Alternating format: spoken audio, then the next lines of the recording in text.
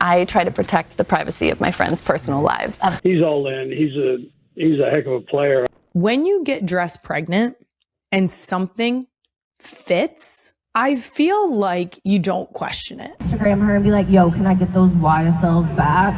But I don't think she's seen it yet. Taylor Swift and Karlie Kloss spent nearly a decade at the center of one of the most dissected friendship mysteries in pop culture. And this week, Kloss finally addressed the thing everyone has been waiting to hear about. She was at the wedding, and when a morning show host asked her directly what that night was actually like, her answer said far more than the handful of words she used. Here is what happened. Appearing on a national morning show on July 28th, ostensibly to promote her new children's book, Kloss was asked what it was like to attend what the host called the wedding of the summer. Rather than dodging or offering some vague non-answer, she explained up front that she tries to protect the privacy of her friends' personal lives. The wedding of the summer that we've all seen. It's wedding season. You were there to celebrate your friends Taylor and Travis. Was it a special night? Listen, I try to protect the privacy of my friends' personal lives. Then she added the part fans have been repeating ever since.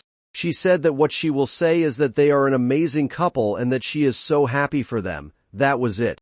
No details about the ceremony, no gossip about the guest list, no behind-the-scenes stories, just warmth, and a very deliberate refusal to say anything more. But what I will say is that they're an amazing couple, and I'm so happy for them. For anyone who has followed the Taylor and Karlie saga over the years, that response carried enormous weight, because these two were once genuinely inseparable.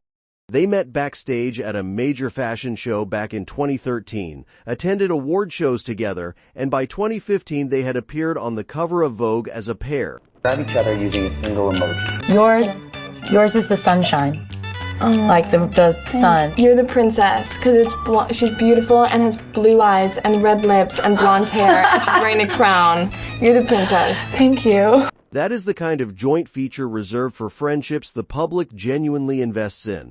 And then somewhere around late 2016, they simply stopped being photographed together.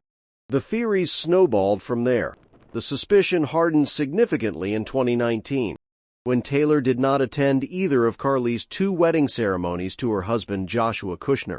What made it worse in the eyes of fans was who did attend one of them. The music executive at the center of Taylor's long-running battle over ownership of her master recordings was present. Right around the same period he acquired those masters, to a fan base that reads meaning into everything that felt like a line being drawn. Kloss, for her part, has consistently pushed back on the entire narrative.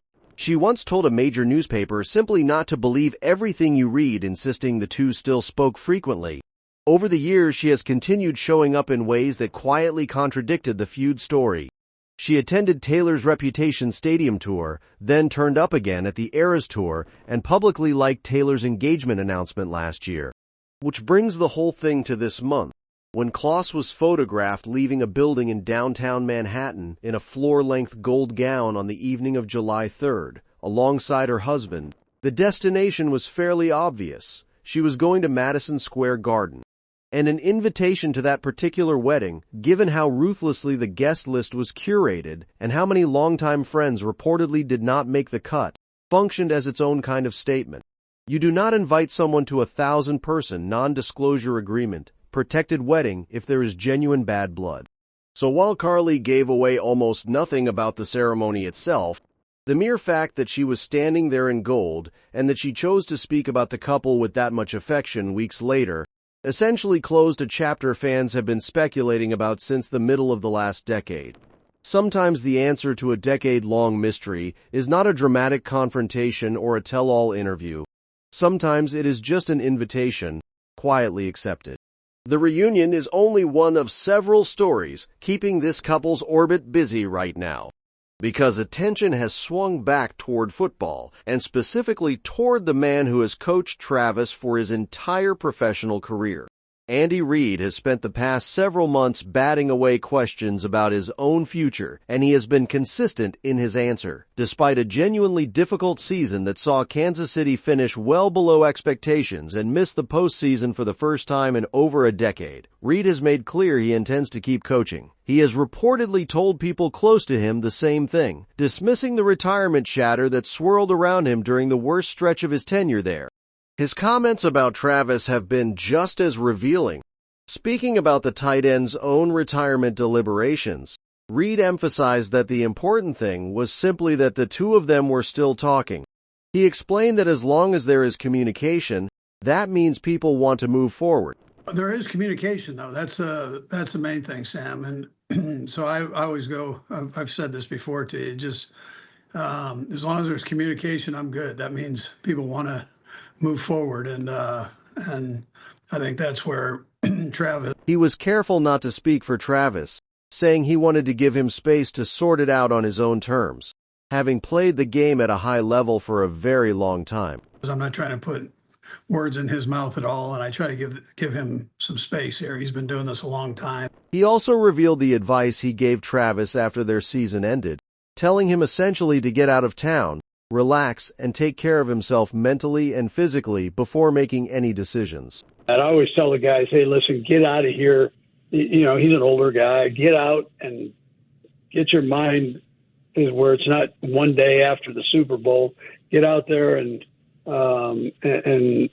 relax a little bit, and then let your mind calm down and think about it. That patience appears to have paid off, because Travis is back for another season, and Reid has spoken about him in glowing terms. He described him as fully committed and called him possibly the greatest to ever play his position. He's all in. He's a heck of a player. I mean, listen, he's getting older, but you're talking about the guy that's going to go down as maybe the best of all time at that position. For a coach staring down his own eventual exit, keeping his best player around for one more run clearly mattered. While the football world debates timelines, the family around this couple has been offering much lighter fare.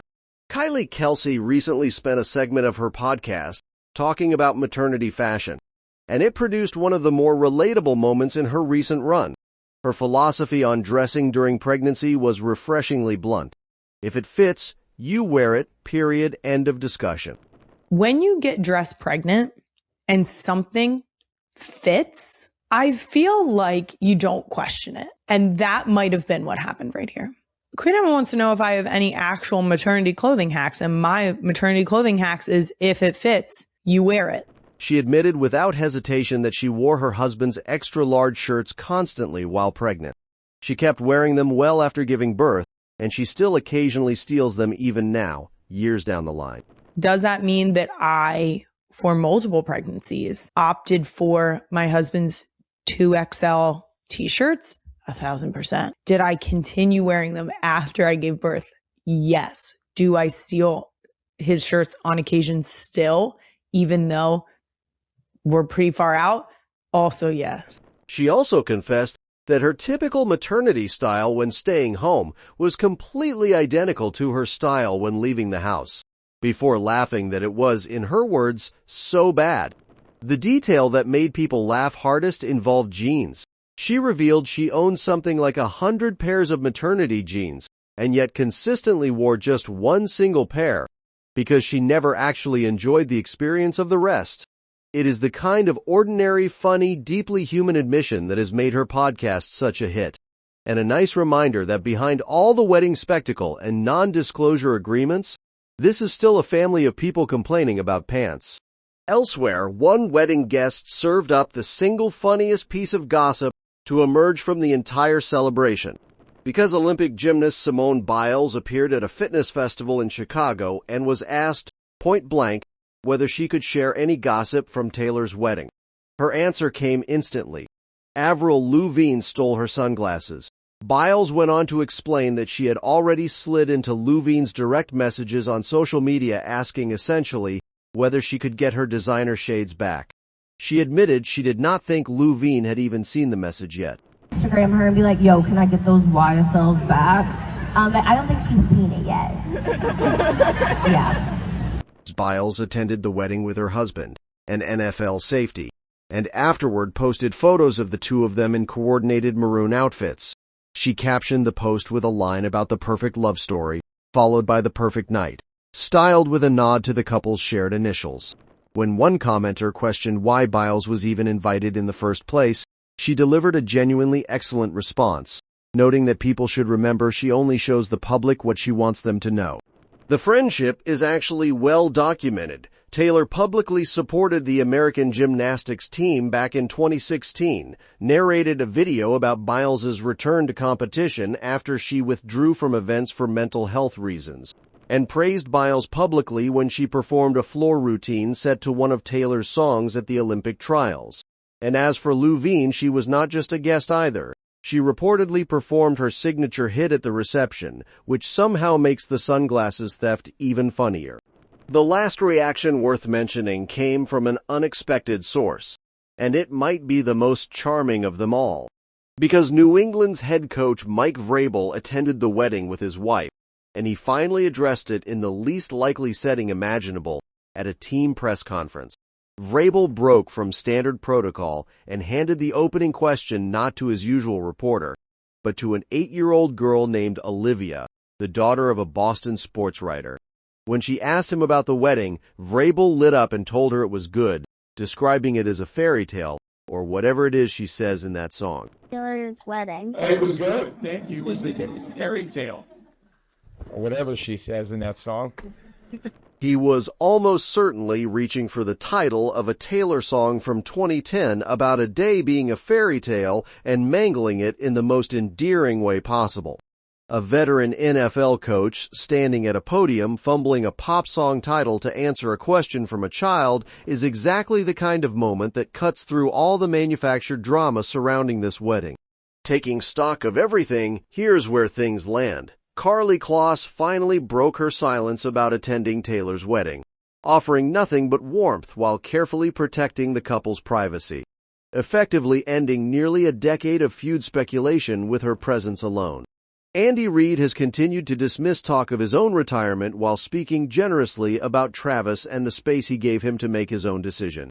Kylie Kelce delivered a very funny, very relatable breakdown of her maternity fashion habits, including owning 100 pairs of jeans and wearing exactly one.